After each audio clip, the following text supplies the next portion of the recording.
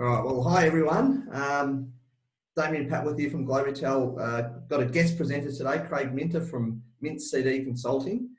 So I really wanted to put this or get this presentation done for our community of digital agencies. It's like the profit first strategy is something that we implemented, or I implemented in Glovitel about 12 months ago. From reading the book, I saw Mike McCullough do a presentation on it also in a mastermind group I was in.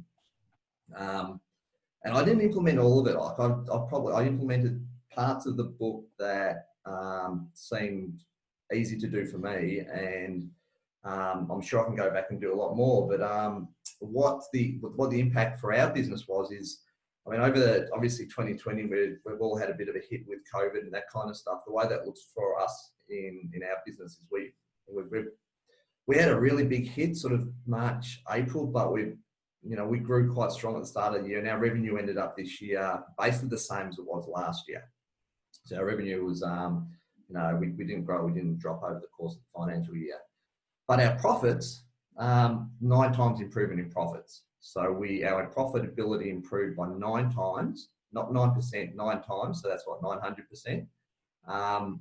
And a big part of that, as part of this strategy, is that the profits get distributed to the shareholders of the company as payments that we can enjoy. So it's not often an accountant will say you've made profit and you have to pay tax now, and where's the money? I don't know, because it's already gone in the business somewhere. It's not like that. It's actually money that goes into our pockets that we get to buy toys with, or wine, or experiences, or whatever we do. So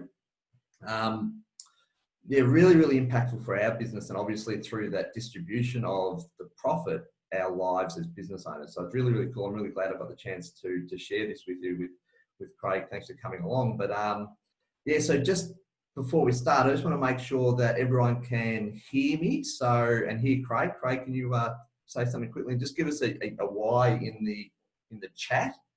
You can hear both of us. Good stuff. So just saying hello, doing the nice little sound check. Give us a big yes. Great. All right, so that looks good. And if you've got any questions, guys, I'm going to keep an eye on the chat. So just shoot them in the comments. If you shoot any questions in the comments or in the chat area, I will I'll keep an eye on them and interrupt Craig if I need to. If it's going to come up later anyway, we might just leave them. But Craig, if I interrupt you, just let us know if it's coming up, or answer them on the spot. Where's everyone coming from, by the way? Where's everyone located? Where we got people from? Oh, on the Gold Coast. Craig, you're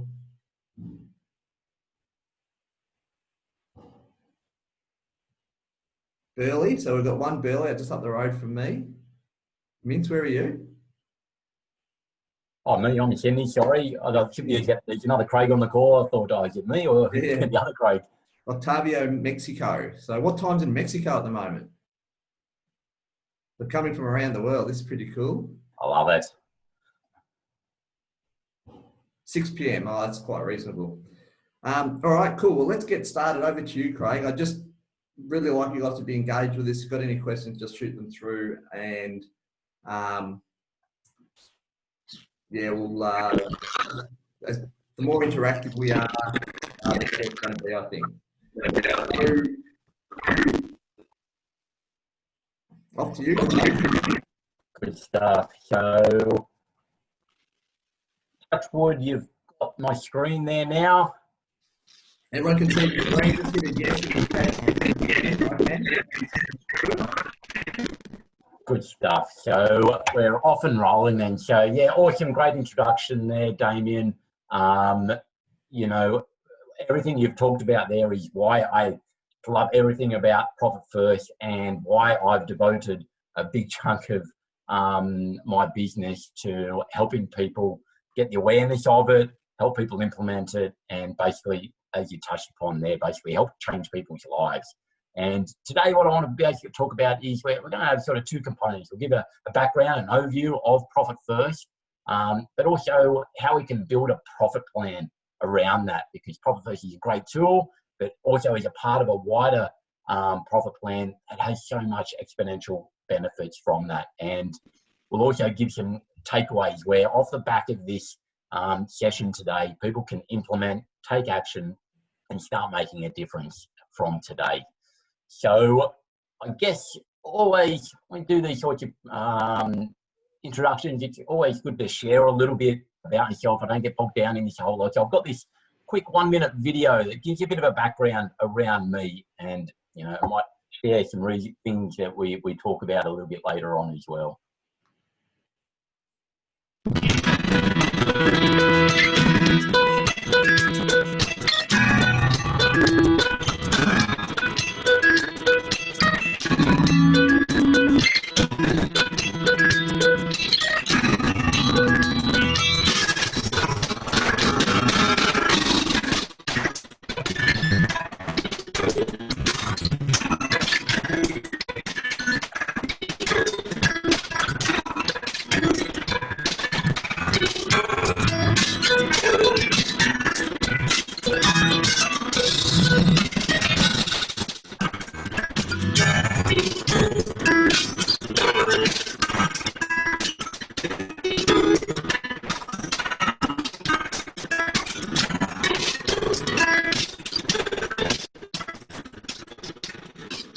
So the reason I share that video is, there's a couple of reasons behind that as well.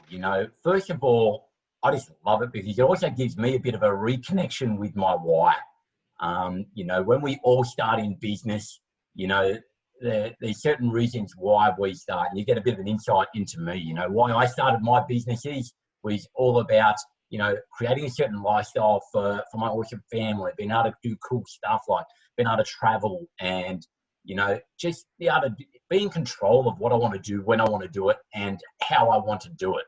But, fast forward to where I am today, that's starting to come to fruition quite well.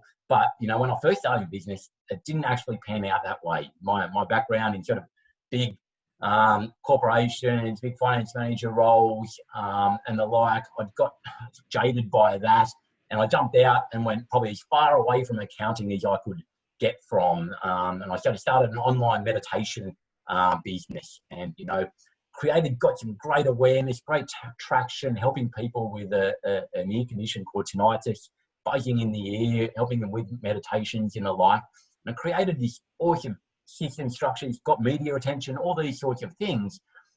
But one thing I didn't actually do very well was both the sales and the profit side of things. I didn't focus enough time, energy on it. I wasn't paying myself as the owner of the business. And as a part of that process, I basically got a bit caught up in this whole notion idea that starting a business is hard.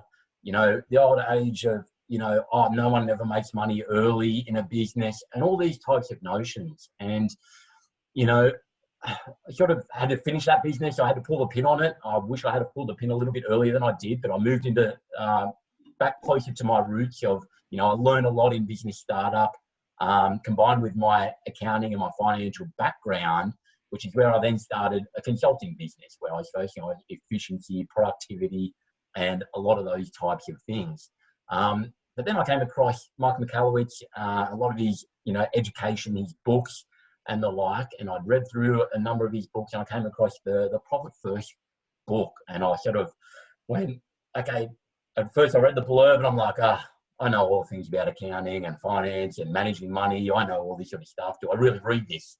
And I sort of, no, I'm loving his work. I love the way he simplifies things. And so I read the book and I went, oh, wow, this just aligns so brilliantly with the way I'd always talked with, managers and my business owners that I'd started working with around simplifying the finances, simplifying everything around managing and business. And it put a great overlay into, I'd talk about you have to get a return on investment. If you spend money with people like myself, you've got to get a return on investment for that. And we'd want to measure that. And the measurement of that was a bit abstract. I used to say, oh, we've saved you this amount of time.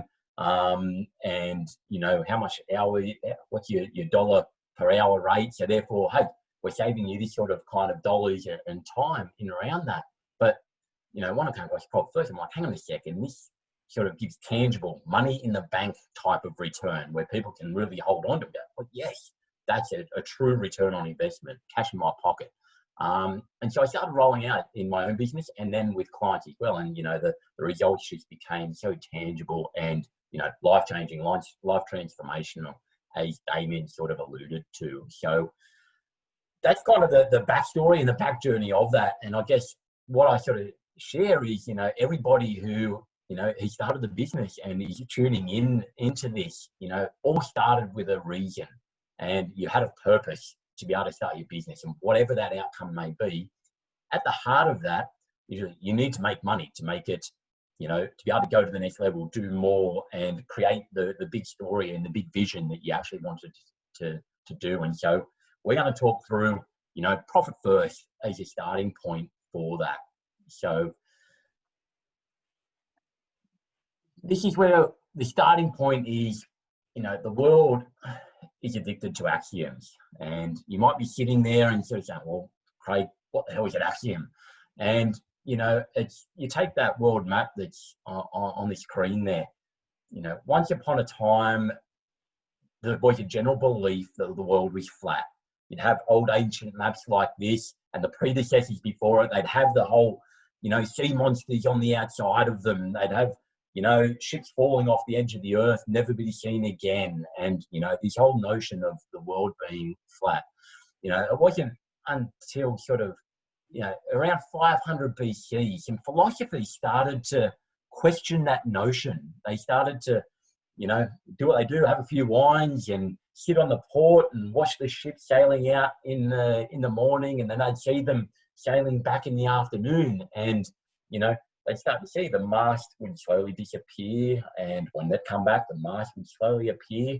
And, you know, the story goes that, you know, one of them was looking at a nice bruised apple, and sort of looking at an apple and looking at bruised, and then just seeing and twirling it around, moving it around, and seeing that, oh, hang on a second, it goes away, and then I see a little bit, I see more of it, I see it come back. And so it's around that time that they started to come up with the notion that, hang on a second, the world may not actually be flat. It actually may be, you know, spherical. But, you know, it still took until Christopher Columbus sails around the world in 1492 that it became accepted that the world was actually round. And so for 2,000 years, there was this notion still that the world was flat. And, you know, the people that were talking about the world being round were a little bit out there, and a bit of heretical or whatever it was. And that's what an axiom is. Basically, an axiom is something that is such a well-entrenched idea, notion within society that it's basically taken for granted. And, you know, there's no controversy around it. There's no questions around it. It just is what it is.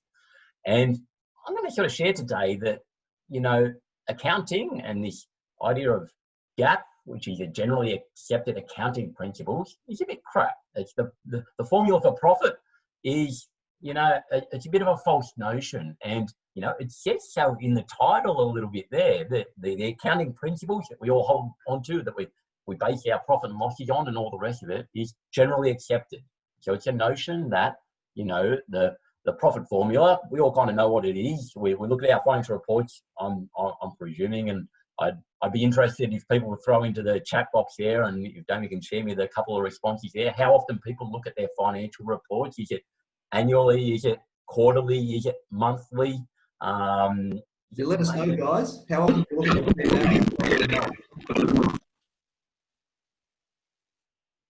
in the chat. All right, keep going, Craig, while the answers come up. Rightio. Well, as we're sort of doing that, I'm going to hazard a guess before Damien even gets me back. But, you know, the general average is, some people, it's kind of annually. At best, it might be the sort of monthly. Some people go a little bit more than that. But, you know, even by going that, you at least know what the formula is. The formula is sales minus expenses equals profit. And that's what you see when you do look at your financial reports. You see the sales at the top, you see some expenses, and you've got the profit is the line, well, hopefully there is a line down the bottom that says profit and not the loss. But that's the structure and that's the formation of it.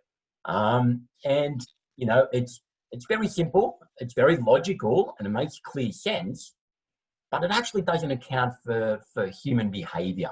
And, you know, you might have experienced this recently, and Damien alluded to it in his introduction. You know, we've come to the end of financial year a bit over a month or so ago. And, you know, you might be sitting there and you've had a chat with your accountant and it's like, awesome, I've got a profit. You know, you're feeling pretty chuffed, you puff the chest out, you're smashing high fives to this staff, your accountant gets one as well. You're like, I've done really cool, I'm awesome, I've made a profit. But then something might dawn on you at that point. And the thing that dawns on you is, where is the cash? You know, I've got this great profit line and it might be 10 grand, 20 grand, 100 grand, whatever it is. But the question is, oh, hang on a second, my bank account doesn't tell me that. So where is it? Where's this cash? And if you ask the accountant that, they'll say, well, you've already spent it. And, you know, you can see here on your balance sheet, you can see this and you can see that. You've already spent the money and it's already gone.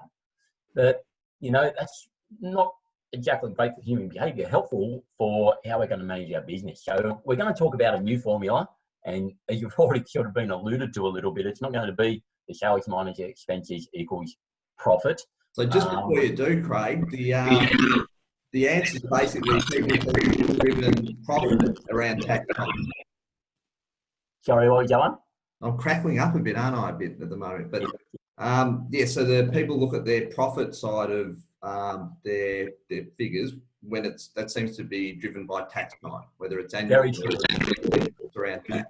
Yeah, so true. And it's that conversation that just sort of happens at some point at the later point in time. And yes, how often you're seeing your accountant, and generally that is annually, to have that thought and concept around it. Was the other one? Yeah. And so where we're going to talk about, we're actually going to flip this formula on its head a little bit. And we're going to talk about sales minus profit equals expenses. And, you know, I know from doing this presentation live a few times as well, sometimes I get these quizzical looks, you know, what's going on here? Just is an accountant moving things around? So I'll share a quick little anecdote around this. And it's a bit of an anecdote of, you know, there's this interview for a job, and the HR person is interviewing 3 people. And the first person that comes in, there's only going to be one question in this interview. The first person that comes in is a mathematician. And I ask, okay, one question decides whether you get this job or not. And, okay, mathematician, what's 1 + 1 equal? And, you know, mathematician walks in, well, that's pretty straightforward. 1 + 1 = 2. And then so that person goes out, next one comes in, it's an engineer. So they ask the engineer the question, what's 1 + 1? The engineer stops and thinks for a minute, and they go, okay, 1 + 1 equals, well, it's a window. Okay, it's a window. And the HR person goes, oh, awesome, cool, thanks. Okay, next person in, the next person in, you trust the old accountant. And, you know, ask the question, what's 1 + 1? The accountant takes a step back, takes a bit of a look around the room, stands up, goes and takes a look behind the painting on the wall, looks under the desk, looks around, looks over the shoulder, and then sort of leans across the table, whispers in and says, well, what do you want it to be? And, you know, sometimes people think that with accountants, we've got numbers, we throw things around and we move stuff around. But, you know, coming back to the formula, as we say here, just so that you're comfortable, who ever said you'd never use year 8 maths again, a quick little maths, that this formula is mathematically correct. We've got our profit in the first example. It's, you know, over on the right-hand side there. If we move it to the other side of the equal sign, we have to subtract it.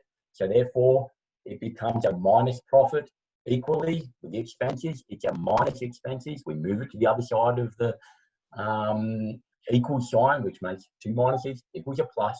So this formula is still exactly the same.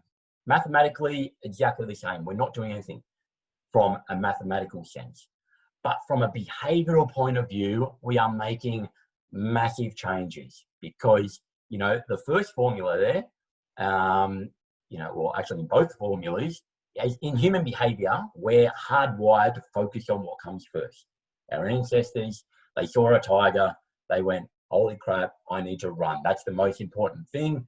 Hey, that's what needs to happen. All the other vital organs, everything, they all shut down, and I've just got to focus on that because that's the first thing. So in both examples, sales. In business, we have to have sales. That's the creation of cash.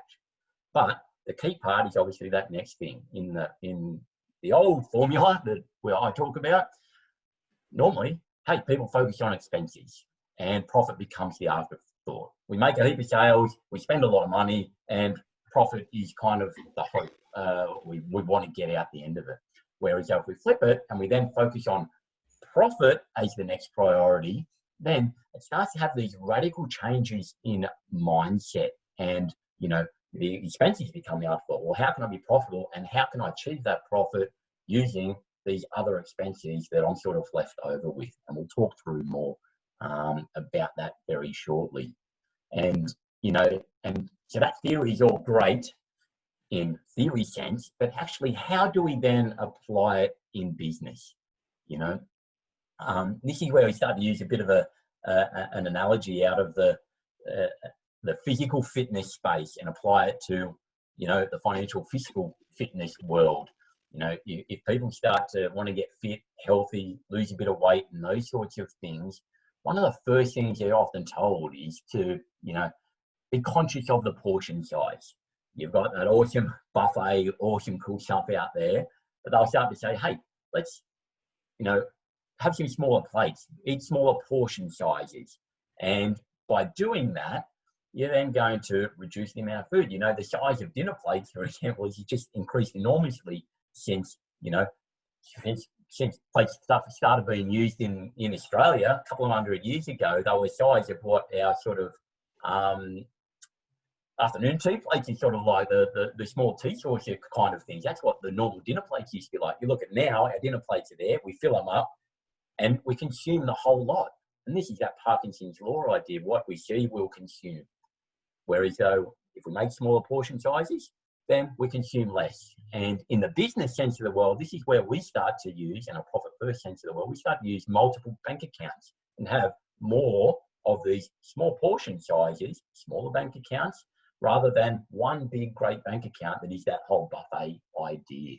And we'll delve into that a little bit further, but on the tying back to profitability, it's also saying, well, even with those smaller portion sizes, let's make sure we get our veggies first. Let's get the things that nourish ourselves and give us the nutrients so that we can have, be the most active, get the best rest, looking after our bodies and those sorts of things. And we fill up with all that good stuff, so that if we fill up with that, we're less likely to go and eat the rubbish afterwards that, stacks on the pounds and makes it harder to get fit and healthy and all those sorts of things. And, translate that to the business sense, that's the same as profit. We talk about saying, take the profit first, and then you're less likely to waste the money in areas where you may have done previously. And this starts to touch to the point of, bank balance accounting. And it's one of the notions that the profit first methodology is based upon. And, I'll ask the other little quick question here, similar to the last one of, how often do businesses look at their financial reports? On the next point, well, how often do businesses look at their bank accounts to make financial decisions in their business? Are they doing that yearly, fortnightly, daily? And I can tell you, again, I'd love to see any little comments in the text, in the chat box as well, to sort of see the difference between how often people are looking at their financial reports versus their bank accounts. But from doing these charts and talking to hundreds of thousands, hundreds and thousands, not hundreds of thousands, of business owners around the place, the reality is people are looking at their bank accounts daily, or at the worst weekly, to make the financial decisions of their business, but they're looking at their financial reports far less. Yeah. So let us know, guys, where your bank account. Hey, Craig, read share and button for the computer audio. That's probably what's cracking my voice. Ooh, okay, so I'll stop the share. Let's But let us know, everyone. Let us know how often you look at your bank accounts as opposed to your financial statements. Yeah, that's much better. Thanks, Craig. That's what it was called. Or is that coming back? Yeah, it's coming back. Awesome. Yeah, so, and that's that point. So why not leverage that natural human behavior that if we're making financial decisions and we're looking at our bank balances to make those decisions more often than we're looking at our financial reports, rather than actually, sorry, just got lost my train of thought there. Rather than trying to become an accounting professional and know and understand the finer intricacies of a profit and loss report, balance sheet, cash flow statements, all these types of things, if we can set up our banking to help us make those decisions, then we're going to, save a whole lot of time, energy, frustration. We simplify the whole process. And that's where Profit First multiple bank account comes in. So what I'm going to share with you now is the 5 core bank accounts that, Profit First talks about in the book. Clients that I have average, they probably have about 7 to 8 bank accounts. And interesting enough, usually, sometimes the more bank accounts you have, the simpler it makes it. That might sound a bit counterintuitive, but it just simplifies things by having these smaller buckets. And so the feedback is 1 weekly. Everyone else looks at their bank accounts daily. That's the feedback in the chat. Yeah. Quarterly and annually for the profit accounting for the business. There we go. Yeah, again, exactly the same and very consistent with what I see and hear across the board. And, what this starts to show is this is why this methodology is so powerful, because you don't have to change that behavior. It is actually saying, hey, yes, you can look at those bank accounts the daily and still look at the financial reports on a less regular basis, but you're going to make more intuitive decisions because your banking is set up to actually support that behavior. And so we're not recreating the wheel, and it just works far better with the way that we think in life. And especially for people who are awesome at what they do, and admin, finance, and those sorts of things aren't, what you love doing. Hey, spend less time worrying about that stuff and go out and do the awesome things that you do, but have comfort that you're making decisions based off good numbers.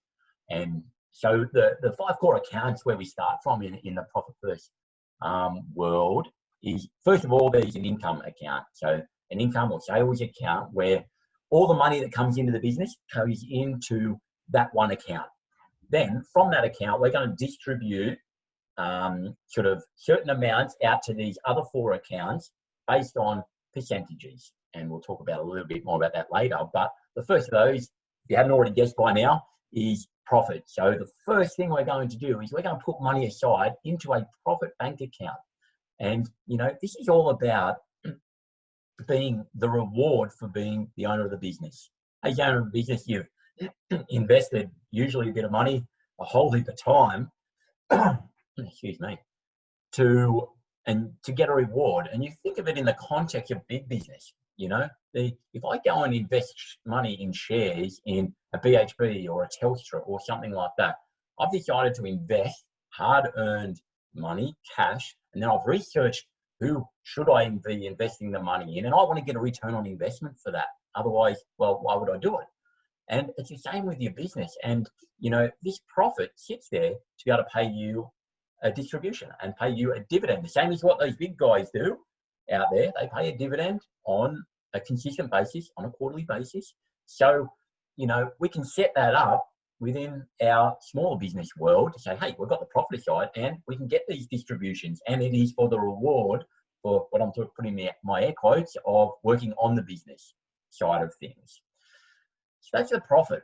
And then we've got the next one is we do put money aside for tax as well. Ultimately, and I sort of talk about it being the government obligations side of things. The reality is if we do business in Australia, you need to pay taxes, which ultimately, some people kind of go, oh, I don't want to pay tax, I don't want to do all the rest of it. The reality is, it's a fact of life. And if you also think about the greater good and the altruistic ideas, the idea is that, we contribute to tax so that we do contribute to society and this awesome society that we live in. And we're contributing to that. And ultimately, I don't mind paying a lot of tax. It means I'm making a lot of money. I know it means I'm making a lot of profit because I'm taking the profit out before I'm doing the tax side of things as well. And I know that there's money there to pay for it. So therefore, yes, we put, you work with your amazing tax accountants to minimize the tax within the whatever, structures and possibilities you can. So always work to minimize it. But ultimately, you know that there's money aside to pay whatever that number is at the end of the day. The next account is an owner's pay account. And yes, while it's also money in your bank, the same as what profit is, we do distinguish them and we do separate them out because this is more for the work in the business. This is the work that you're doing day to day. And, you're probably the most important employee of the business.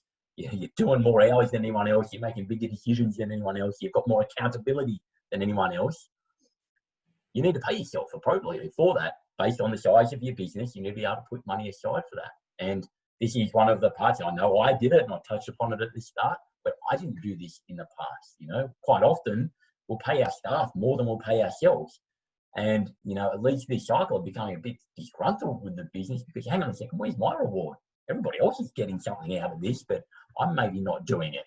And so we make sure there's money aside for that. And the idea around this as well is as the business grows, the percentage of your owner's pay component will decrease, but the profit percentage will increase because as you get bigger, as you get larger, you're doing more work on the business. You're setting up the systems, the structures, the frameworks, and you're doing more of the strategy piece than the working in the business. And that's why there's a sort of bit of a scale that sort of goes between, hey, yeah, we want to increase the profit and reduce the percentages of the owner's pay.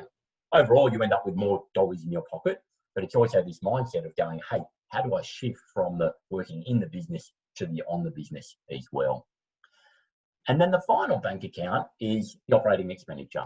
Call it the OPEX or whatever you like to call it, but it's basically the money that's left over to run your business. And, what starts to happen is, okay, cool, I've got this amount of money to run the business use. I need to do that for it to be sustainable. And if I can't run the business off that kind of money that's left over there, there's a question mark on how sustainable is the business longer term. And because, we want it to pay the reward, we've got to pay ourselves. Should we be doing something else that's a whole lot less stress than running a business? Or, where do we spend our precious time? So what that then brings an interesting question, and as I was sort of talking through it, I know that the question sometimes comes up is, well, if I've only got this much money left, then, well, is that a challenge? Is that a struggle? And the answer is yes, sometimes it is. And, this is where the innovation and creativity comes in, and where this methodology helps drive that innovation and creativity. Because, I often talk with people and say, hey, how do we look at doing something differently, more efficiently, more productively, coming up with new ideas? And some people are like, oh, I'm not a creative type and I'm not this, I'm not that. And I'd sort of challenge any business owner around that if we put structures in place, that it actually can force us to drive innovation and creativity. And, I use the humble toothpaste tube as an example of this, whereby, I brushed my teeth this morning and, a relatively new toothpaste tube, just like the one that you can see there. And, I get it and I smash a nice big dollop on there, swish it around in my mouth, and, some might drop into the sink and I'm like, that doesn't matter. I've got heaps of it here. This is awesome. But then fast forward about a month's time and my toothpaste tube is starting to look a little bit like this. I'm working every little last skerrick out of this toothpaste tube. I'm squishing it up. I'm getting my elbow into it. I'm digging into it just to get a real little bit of toothpaste out onto my toothbrush. And I go, yep, that's enough. I can make do with that. And I still get a good quality clean. That's great and all the rest of it. And, I'm really protective of that bit of toothpaste dropping out and into the sink because I want to make the most of it. It's got to get around there. It's got to make sure I've got, those pearly whites and all that sort of stuff. We get creative, we get innovative. And the same happens when we implement this methodology for our operating expense bank account. If I've only got X amount of dollars in here that needs to last me to the next period, depending on the rhythm that we're doing the allocations, well, how am I going to do that? what new initiative do I need to come up with to drive more cash in the first place? What savings do I need to make? How can I do things more effectively? How can I do things more efficiently? And, you know, this is where things like, you know, Damien and the Globotel team can come in. You know, it's that part of being able to use, you know, expertise more efficiently, more productively at a lower cost that gets that bigger bang for buck, where people can spend their time differently. And you're coming and you're looking at all these different ideas to really streamline things and, you know, take your business to the next level by being really conscious on this efficiency, productivity, revenue generating ideas, because of the fact of, oh, geez, I've only got X amount of dollars to work with. I've got to really measure and make sure I'm getting the right return on investment, whether it's the time or whether it's the dollars. And, you know, it's even that idea of, you know, in the digital agency space, you know, whether it's a website build or a marketing campaign or whatever it is, you know, we get told we've got, you know, 3 weeks to do a project, three weeks to do a website build. It'll take you 3 weeks to do it. If there's some reason that says that website has to be done or the marketing campaign has to be up and running in 10 days, a week and a half, you'll make it happen. And the same ideology still comes in with managing your finances as well. So the next step in the process, or the principles, we touched upon, you know, the smaller plates, the vegetables first side of things. They're 2 of the principles. The next principle is around removing temptation. And, you know, Profit First sort of talks about this notion, idea of, you know, our tax account and our profit account being, you know, they're set aside and they're enshrined into being used for those purposes. So, hey, we should potentially look at removing those from temptation to, you know, in the tough times, or I'll just take a bit of money from there because I'll pay it back and those sorts of things. And we all know that when that happens, we don't ever really pay it back. And so Profit First talks about saying, hey, it's a very structured approach to saying separate bank account, hard to access. So therefore, it's sort of a little bit of that out of sight, out of mind idea that, cool, it just happens. And so when I come to my quarterly or tax payments or, you know, distributions, cool, I just go there. Oh, there's a nice amount of money there. Cool, we get it paid. Sharing that with you for 2 purposes. That's what the book talks about as well. But also, there is a part of this where I do hedge my bets a little bit as far as the removing temptation.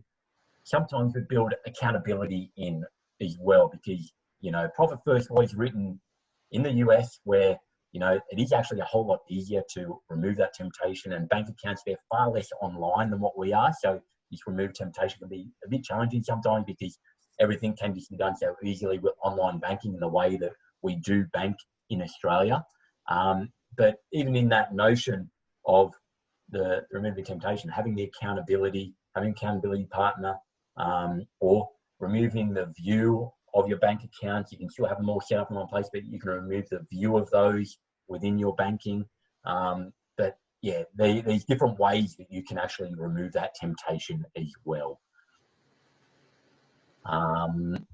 Implementing a rhythm is the next sort of core principle of the Profit First process. And, you know, the book will talk, if you do decide to follow the book, it talks about a rhythm of doing your allocations on the 10th and the 25th of the month. And it's this notion of getting into a cycle. It's at first point, it's a part of batching everything, so the admin time is far reduced as far as doing the allocations on a periodic basis. But what it also does, it starts to give you that oversight of what the cash flow trends are. You know, how much cash am I getting in these periodic basis?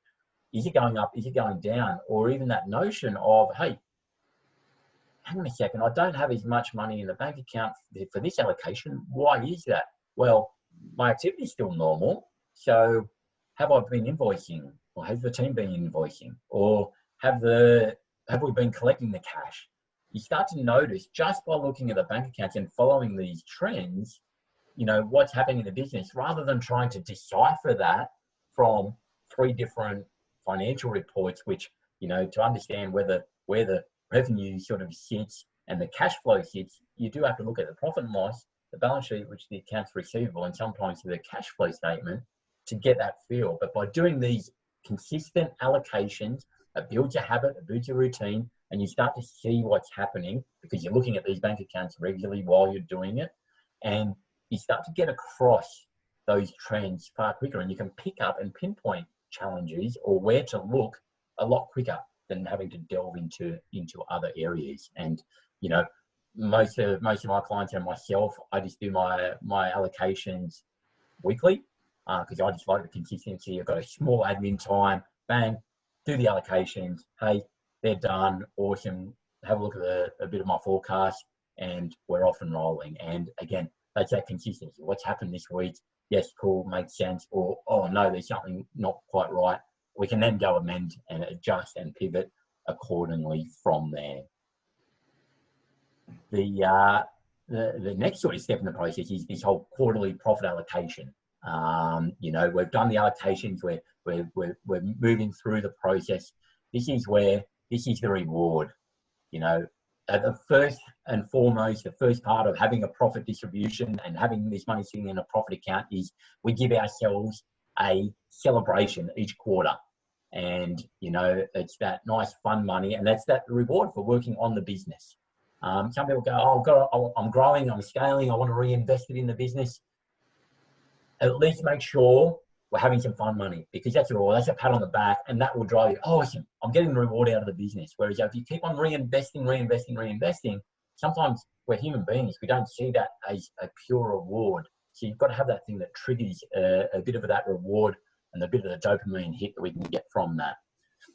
We can also use the amount that's in the profit account for some rainy day funds. You know, we're in the middle of the global pandemic. The reality is there's always things that hit an industry or the market or the like where it's useful to have some rainy day funds put aside. And so we can start to use the profit account to help do that. And equally, we can also use it for growth money. The growth side of things where, hey, if we want to grow and scale, cool. We have some money to do the fun money, but then yes, we can use some funds to grow, scale sustainably and the like as well. And a quick note on debt as well, because, you know, many businesses have some form of debt. There's some sort of startup money, whether it's from your own personal funds or whether it's from family or investors or whatever it is, where there's usually debt associated with the business. 90% of businesses that I see have some sort of debt where we need to create a plan around that to get the debt down so that you can really, you know, have exponential benefit from the profit account. And what we do is we can also use that profit account to have a clear structured process to pay down debt. And it's this notion of freeze it, crush it, and do it behaviorally again. Because again, another little notion there is a lot of people start to, you know, say, oh, I'm going to pay the biggest debt off first. Or the one with the highest interest rate is actually the more common one. Let's get that one paid off because it's the biggest interest. But if that is the biggest debt, that can be such a slow, long, laborious process that people don't get a quick win and they don't get the feel-good factor of feeling as though they're paying down debt. And that's where we talk about, hey, if you've got debt and you've got a number of debts, line them up, smallest to largest, and you start to pay down the smallest debt first. It builds this lovely snowball effect of quick win, bam, bang, got debt paid down. Awesome, I want to do more of that.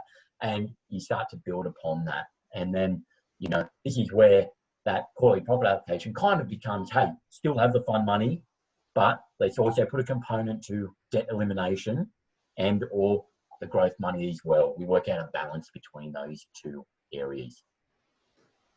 And some people do ask a question around profit first. You know, it is very cash based, and touching upon debt there, that it's kind of like eradicate debt.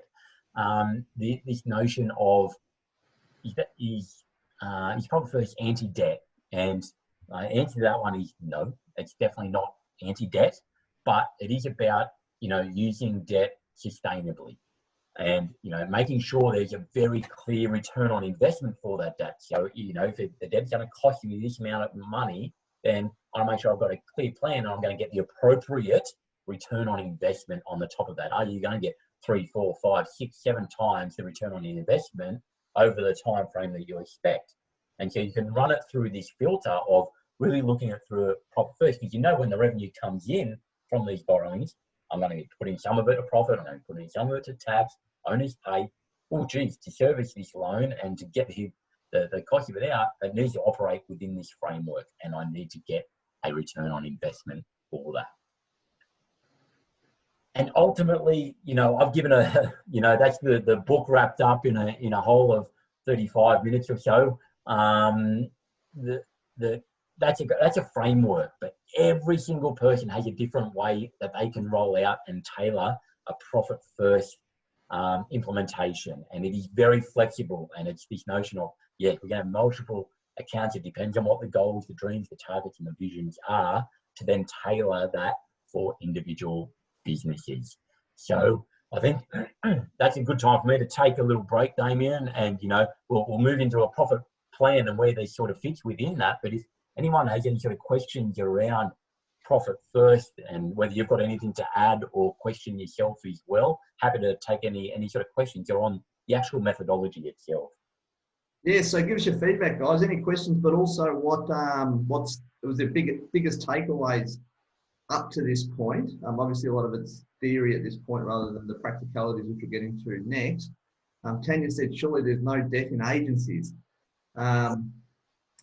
I think that there's probably a lot of debt in agencies, not necessarily the debts you associated necessarily with business discipline, but quite often, you know, particularly small, medium-sized businesses would bring, you know, we try to bring personal staff into our businesses to maximise our tax opportunities, and quite often that creates debts in our business.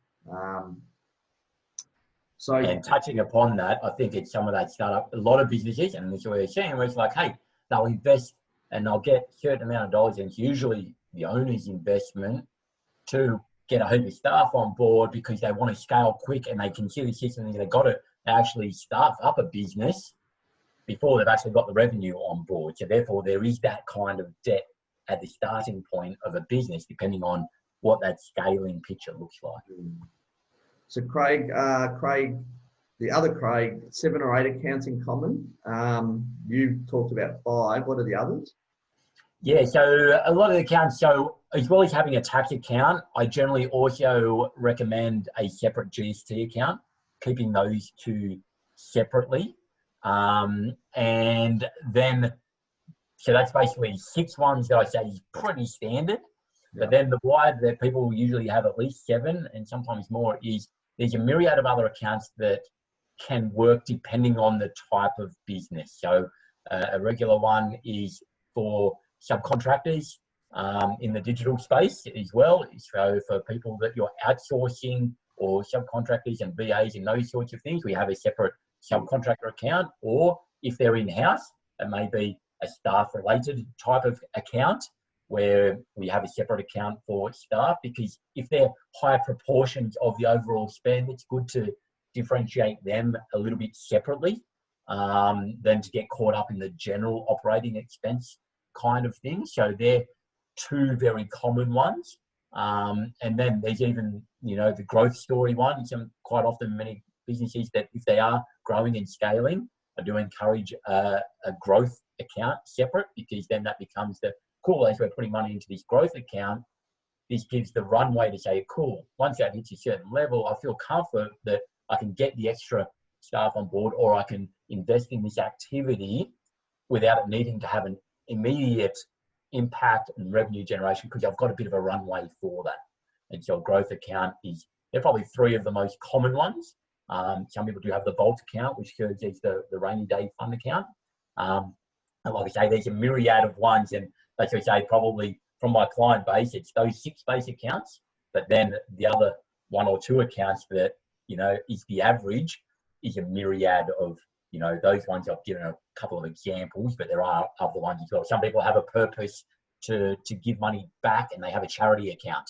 So that sort of ties in with your profit account. So that becomes a sort of bit of a subset of your profit account. Again, it can be tailored with the flexibility. Yeah, cool. So Octavio, is it recommendable to leverage on credit card in the meantime while you build up your profit first plan? A very interesting question. And so the credit card, that's a debt. Ultimately, at the end of the day, that is not your money that you're using to fund something. So where the recommendation around that is identify and be clear that actually that is a debt of the business. And as soon as it's looked at as, oh, cool, it's a debt of the business, what is the debt? If you're using the limit of that, well, that's a debt that we need to service, and we need to set up the business to be sustainable, to pay down that debt over time. But it's making sure that mindset around that is right. And I think, you know, from a general context, if you read the Profit First book, it is fairly against the use of credit cards. And the reason it's do that is because generally a lot of people use it as it's a stopgap for the operating expenses, and they don't address the underlying issues of it. I'll put my hand up. I use a credit card in my business, but I use it for the points, and I have a very clear plan and process around that. And where that comes is I still use the operating expense bank account to manage my spend and how I do that, but I don't wait to the end of the month to pay that credit card off, because that's a false economy. So if I'm looking at my operating expense bank account and it's telling me I've got, you know, 20 grand in there, but my credit card debt's 18 grand, and I'm making decisions because I've got 20, then I'm only going to get myself into trouble. So what we do is I set up a process where I'm only looking at my bank account weekly. I set up a weekly, my average credit card bill across the year is XYZ. So the average weekly spend is this. So I have a regular direct debit coming from the operating expense to pay off the credit card. And for the overs and unders, the credit card is set up to pay the balance off automatically. So when I'm looking at my operating expense bank account, I'm not looking at a false economy of the credit card that kind of sits here and we sometimes forget about it. So it's, yeah, hedge our bets a little bit there. Make sure the mindset's right around credit card. There is a purpose for it, but also make sure that's the understanding of why it's being used and the return you need to get and the plan to then pay it down. All right, so another one, we're obviously all in marketing here as digital agencies, and one of the things we need to encourage our clients to do is percentage of their revenue in marketing for business health. Is it advisable that we encourage our clients to set up a marketing bank account where they put percentage across as a separate account for their marketing purposes? Yeah, that's a very good point. And, you know, I think it's a worthwhile conversation if your clients are open to that conversation. Yeah. And it is this notion of this idea of setting up your business, and every bit of money that comes into the business needs to have a purpose that I'll touch upon a little bit more later. But, you know, you're exactly right. At the end of the day, businesses need cash to get going. Again, it's the sales side of things. And hey, you need to get a return on investment. And especially if you're in the marketing space, you can sit there and go, you've got the confidence that you can get that return on investment for them. And you can, you know, educate and train your clients to say, okay, if you have a marketing budget and you set aside X amount of dollars for this, hey, here's the return on investment that, you know, we're going to be providing for you. And you get these great little synergies where you're providing the return on investment. They've got a budget that, as you know, the cycle comes and, you know, you're making them more money as their revenue's going up. Therefore, the percentage base, their revenue, their marketing budget will go up as well. Hey, that's a win-win for everyone. And it is a classic example of how I talk with people that I work with around setting up those types of things and the mindset around the return on investment. Because yes, there's a brilliant win-win for, you know, marketing agencies to be able to say, hey, we show that we make you money and, you know, have the budget set aside based upon that we can just continue to extrapolate that upwards. Hey, why not? And I think, you know, the open-minded type of clients will be very receptive to that. Sometimes it can be a struggle to get the mindset, but, you know, introducing something like Profit First as a notion and ideas can sometimes help with that. So, you know, it's not all woo-woo. It's like, hey, there's some hard numbers and facts around the success of this type of thing happening. Yeah, it's probably one thing to think about too, that we lead by example with that and have that discipline, that bank account for our own businesses. Very true. And that's literally, you know, I'm in the space of that myself. It wasn't a core account of what I initially set up, but this growth account, which is literally that now, I'm sort of using a few different firms to sort of test and measure. Well, hey, here's X amount of dollars that we're going to put, which is based upon my percentages. Hey, where's the return on investment coming from? Cool. It's going to cycle back. If you hit these numbers, then hey, I'm going to keep on recycling this through for sure. And yeah, discipline's a very key word for that. Cool. Any other questions, or is that it for now? Happy to answer some more questions. We'll fire into this last part of it as well. If anything pops up over the next little bit, happy to delve back into the profit first stuff. But I think, as I sort of alluded to there, we'll keep on moving it, that, you know, the way profit first sits for me, and one of the best use of it is that, you know, it's brilliant by itself in just setting up the system, but it's also even more powerful as part of a bit of a wider system. And that's where I talk about a profit plan. And, you know, in business, often when we start, we might hear or talk about, we might even create one ourselves, a business plan. And, you know, in your spaces, quite often there is a marketing plan and the like, and they're great and they're brilliant and they're very useful to have.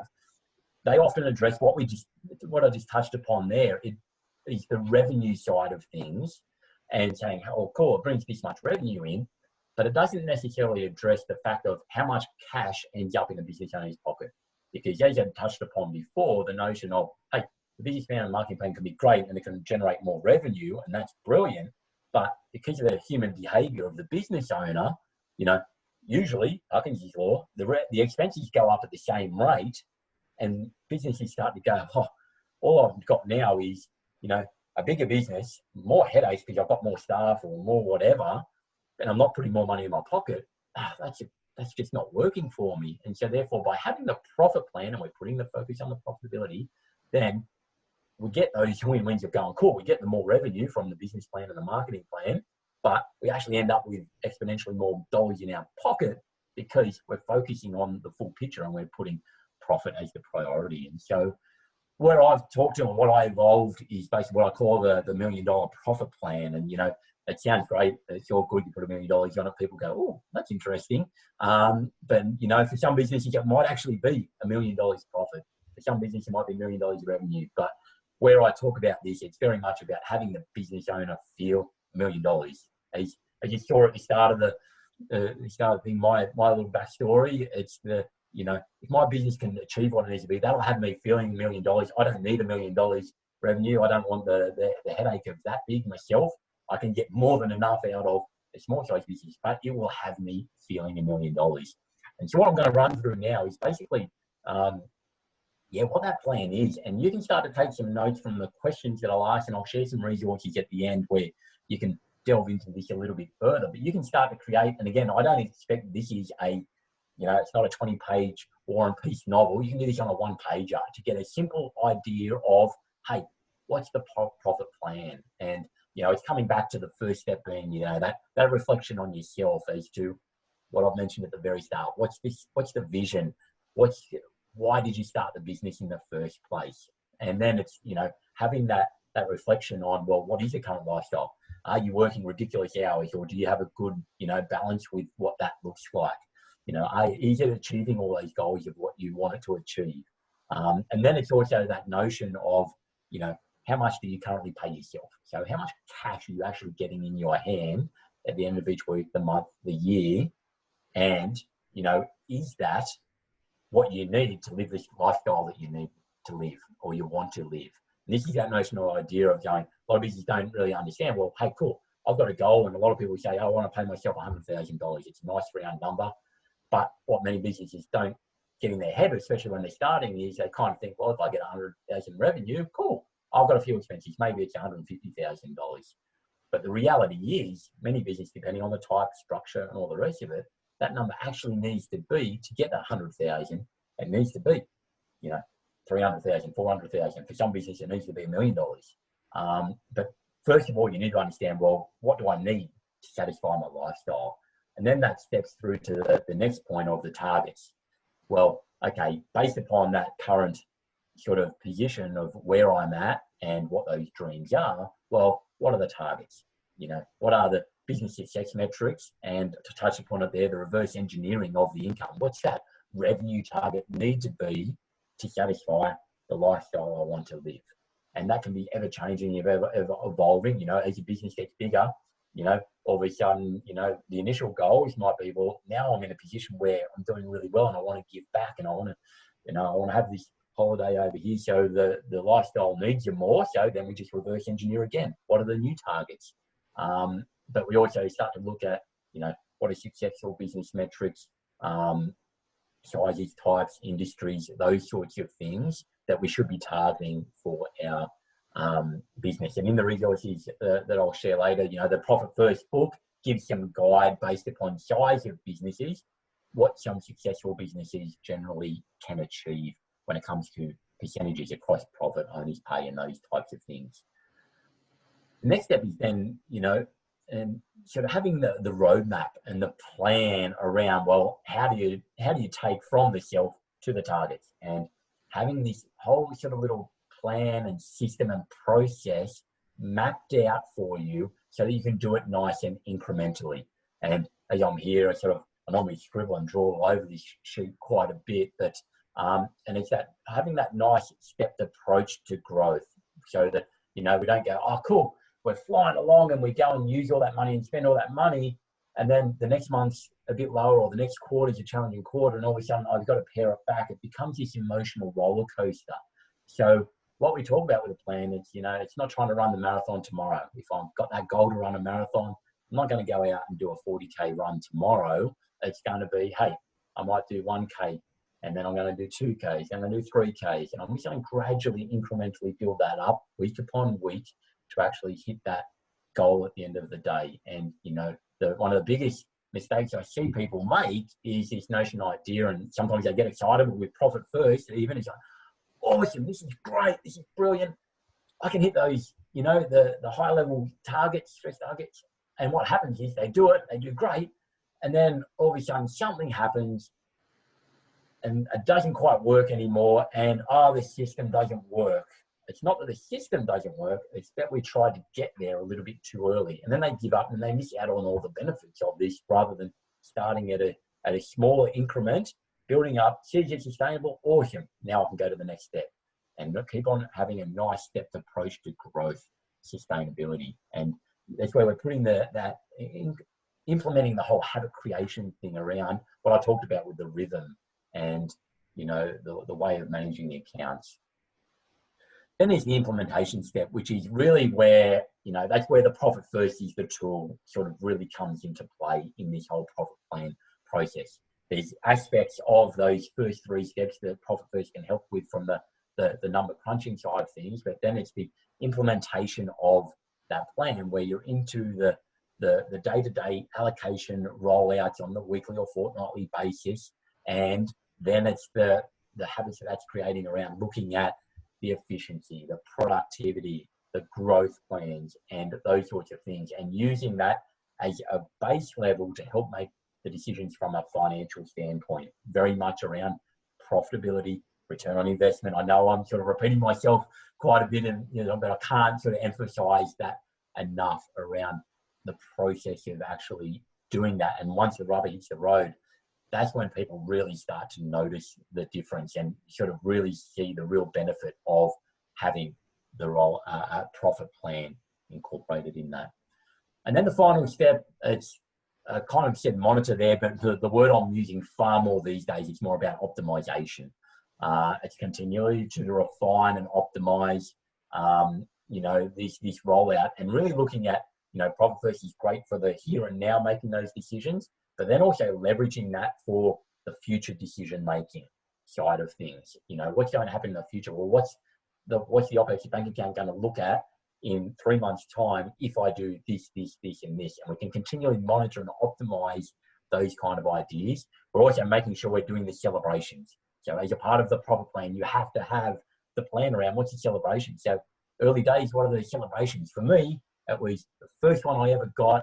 My first distribution was, I think it was $250 that I did, very small percentages, very small revenue at the stage 3 years ago when I was sort of doing this. And I walked out to the wife and I went, we're going to gold class, darling. It's, you know, it's not that we hadn't done that before, but it was, this is on the business notion idea. And it changed this psychology of, awesome. It wasn't just a part of consolidated stuff. That's the reward. This is the fun stuff, and it's on the business. So we're making sure we're doing that as a part of the profit plan. We're having this celebration, whether it's the dinner out, whether it's the nice toy, whether it's the whatever it is something that we actually expend, that we get a joy and a benefit from.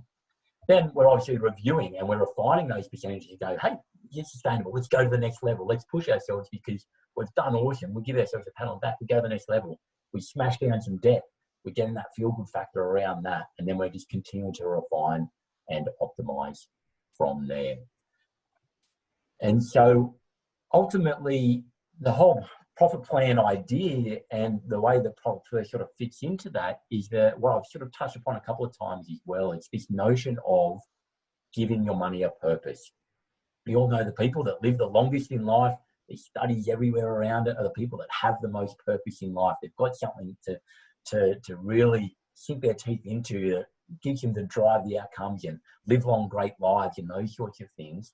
And it's the same with your money. If you just don't have a purpose for your money, money will come and money will go. Again, there's plenty of empirical evidence behind that happening. And I see it daily, that if there's no focus on that, then, hey, but we sit there, we give our money a purpose. Every bit of revenue that comes into the account has a purpose. It has a purpose. Hey, first one is to go to profit. It needs to satisfy needs going to business. Then tax, it satisfies the greater society. Then, hey, me is my owner.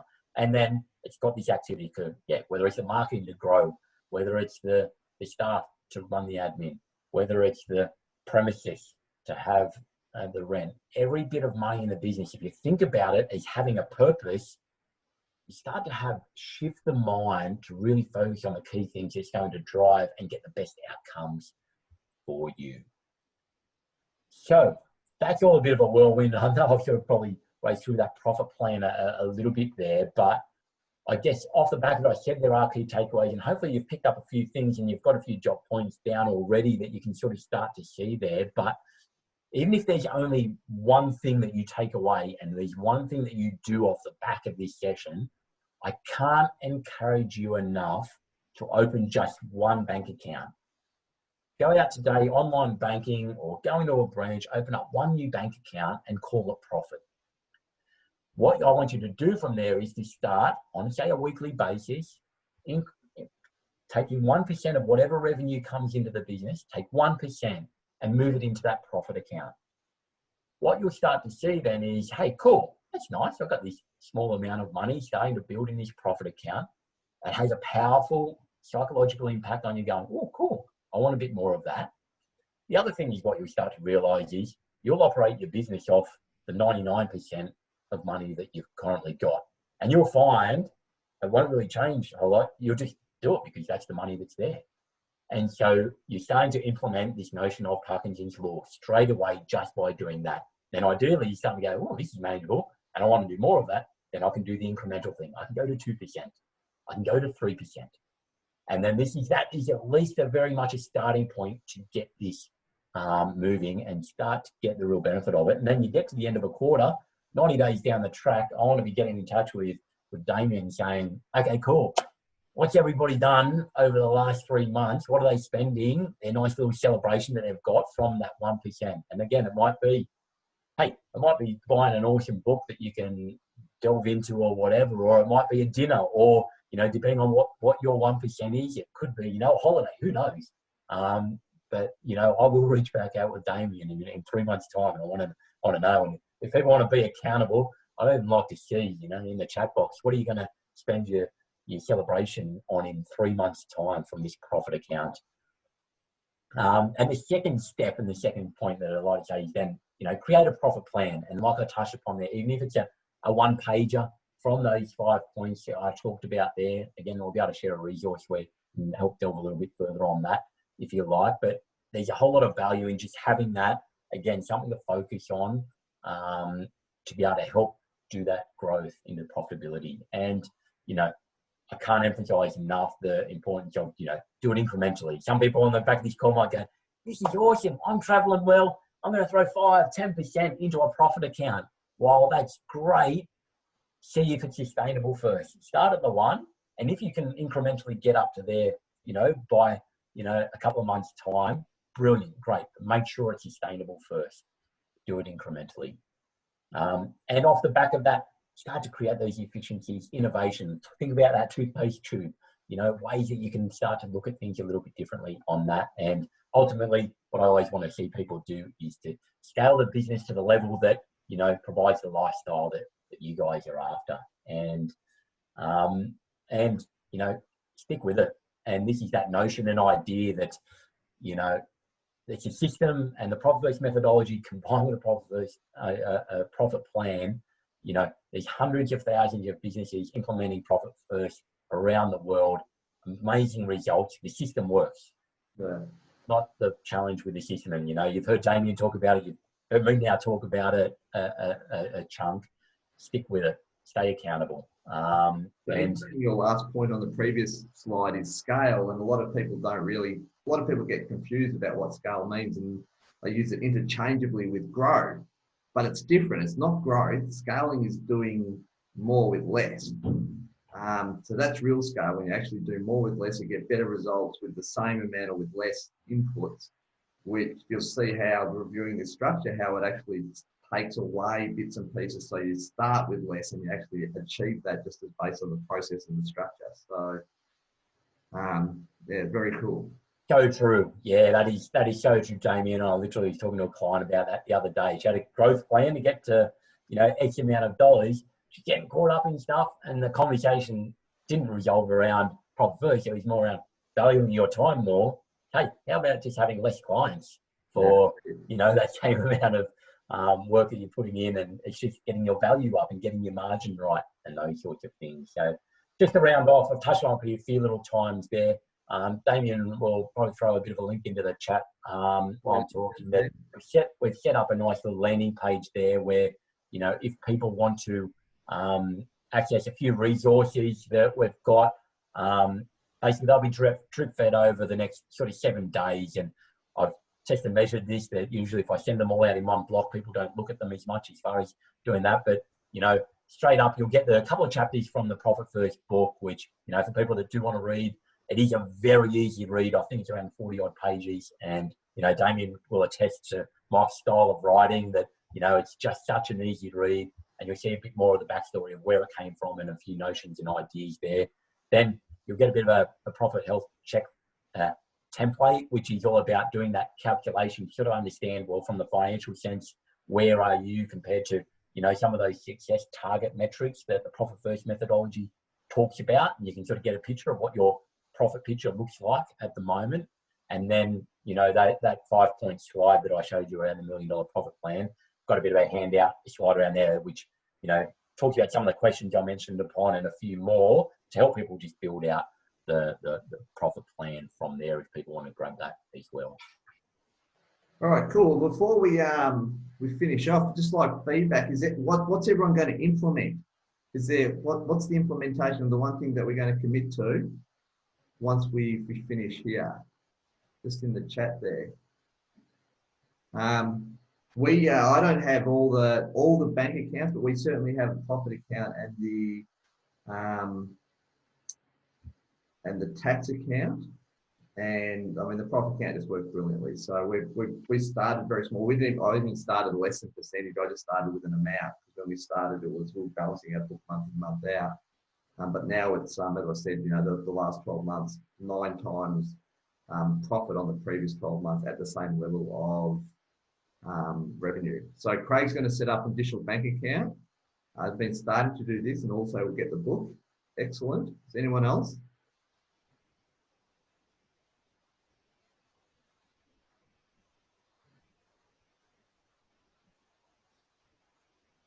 That might be it. That might be people feverishly typing, or that could be it. Feverishly typing, or they're already online setting up their bank account. Yeah, no, really appreciate the time. If anyone does have any other questions, more than happy to answer them. But yeah. So Craig's email address there also. Thanks everyone for attending. And you know, just this is like one of those things that sometimes it seems, you know, the simple things seem too simple to actually have massive impact. But this one, yeah, don't be confused. This one has massive impact. This one can change your life. So definitely recommend that you have a look at it. Grab the book, have a read of the book, get in touch with Craig if you want more assistance around it. But implement, you have to implement. Nothing will change unless you implement. All right, well, that's it then. Thanks, everyone. Thanks for coming. I will put this one up, this workshop up on our YouTube channel if you want to have a look at it again and go through some of the stuff. But otherwise, thanks for attending, and we'll see you soon. See you all soon. Catch you later, everyone.